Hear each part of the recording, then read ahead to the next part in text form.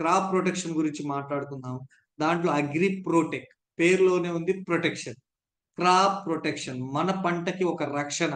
నీ ఫోన్‌కి ఎట్లయితే ఒక స్క్రీన్ గార్డ్, ఒక బ్యాక్ కవర్ ఏసి ప్రొటెక్ట్ చేస్తావో, అలాగే నీ హెడ్‌కి హెల్మెట్ ఎలా అయితే ప్రొటెక్ట్ చేస్తావో, మన స్కిన్‌కి దుస్తులు, మన బట్టలేసుకొని ఎలా అయితే ప్రొటెక్ట్ చేస్తామో, అలాగే వాల్‌కి గావచ్చు, చెక్కకి గావచ్చు, ఇనుముకి గావచ్చు, ఒక ప్రొటెక్టర్ ఉంటది. ఎందుకు అది జంగు పట్టకుండా ఉండటానికి, చెదలు పట్టకుండా ఉండడానికి. Yes or no?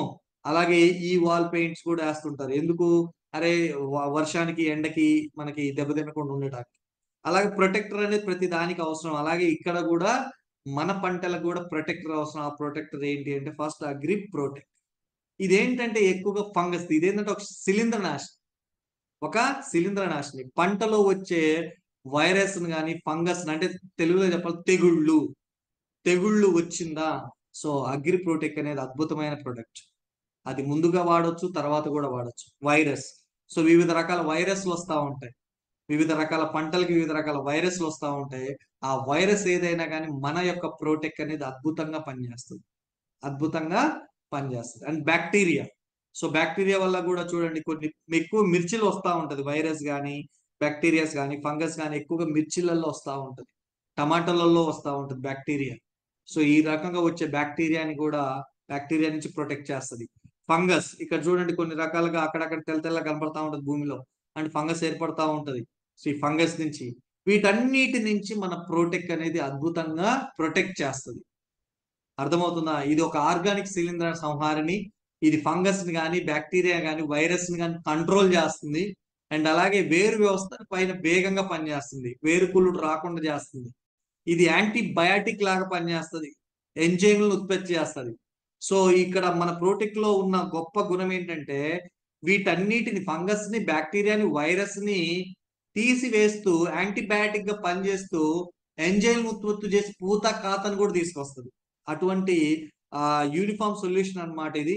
అండ్ అలాగే రోగనిరోధక శక్తి పెంచి వ్యాధి రాకుండా చంపుతుందన్నమాట. అండ్ అలాగే ఆకుల చివర ఎండిపోకుండా అంటే సింపుల్‌గా చెప్పాలంటే తెగుళ్ళు రాకుండా, వేరుకుళ్ళు రాకుండా, పసుపు కలర్‌లోకి మారకుండా, అలాగే పంటలో ఎక్కువగా క్వాలిటీ రావడానికి అంటే కాయ మీద మచ్చలు రావుతుంది, మంగొస్తా ఉంటది, గజ్జి వస్తా ఉంటది. ఏది మన నిమ్మ గావచ్చు, బత్తాయి గావచ్చు, వాటిపైన ఎక్కువగా చూస్తా ఉంటాం. టమాటా గావచ్చు. సో, ఇవి రాకుండా ముందుగానే మనం స్ప్రే చేసుకోవడం ద్వారా సో, అద్భుతమైన రిజల్ట్ అనేది రావడం జరుగుతుంది. ఇది ఎలా వాడొచ్చు అంటే ఫంగస్ రాకుండా ముందుగానే వాడుకోవాలి.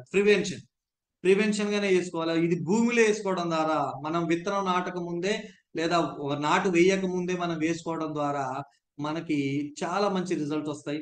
అలాగే విత్తన శుద్ధి చేసుకోవచ్చు. విత్తనాల్లో కలుపుకోవచ్చు. ముందుగా స్ప్రే చేసుకోవడం ద్వారా మనకి తక్కువ డ్యామేజ్ అనేది జరుగుతా ఉంటది. అదే ఫంగస్ వచ్చిన తర్వాత కూడా నివారించవచ్చు. కానీ అప్పుడు ఎక్కువ ఖర్చు పెట్టాల్సొస్తది. ఎక్కువ ఖర్చు పెట్టాల్సొస్తది. అలాగే ఏదైనా ఫంగస్ వచ్చిన తర్వాత, ఏదైనా సమస్యొచ్చిన తర్వాత 7 రోజుల్లోపే రిజల్ట్ అనేది మనకు తెలుస్తుంది దాని మీద. కాకపోతే ఏందంటే, అది 2, 3 సార్లు స్ప్రే చేయాలి. ఒక వారం రోజుల్లోనే ఒక 2, 3 సార్లు ప్రాబ్లమ్ వస్తే ఫంగస్ వచ్చింది, తెగుళ్ళొచ్చినాయి అంటే 2, 3 సార్లు స్ప్రే చేయాల్సుంటది. సో, ఇది దేని ద్వారా మన క్రాప్‌ని మంచిగా ప్రొటెక్ట్ చేసుకోవచ్చు. ఇది ఎలా వాడుకోవచ్చు అంటే, భూమిలో అయితే మాత్రం మనం చూడండి ముఖ్యంగా విత్తన శుద్ధి దశ. చాలా మంది విత్తన శుద్ధి చేయరు. కొంతమంది చేస్తారు. సో, విత్తన శుద్ధిలో చూసుకున్నట్టయితే 5-10 గ్రాములు ఒక కేజీ విత్తనాలకి 5-10 గ్రాములు అనేది మనం కలుపుకోవాల్సుంటది. అండ్ అలాగే చూసుకున్నట్టయితే స్ప్రేయింగ్‌లో అయితేనేమో మనకి ఇక్కడ పక్కన పెట్టేసేయండి. స్ప్రేయింగ్ అయితేనేమో 3 గ్రాములు. సమస్య రాకముందు 3 గ్రాములు, సమస్యొస్తే 4 గ్రాములు. అర్థమవుతుంది స్ప్రేయింగ్. అదే భూమిలో అయితేనేమో హాఫ్ కేజీ. హాఫ్ కేజీ నుంచి కేజీ గూడా ఏసుకోవచ్చు. అది మనం పెట్టుకునే పెట్టుబడి బట్టి ఉంటదనమాట. సో, హాఫ్ కేజీ నుంచి కేజీ గూడా 500 గ్రాముల నుంచి 1000 గ్రాములు గూడా ఏసుకోవచ్చు.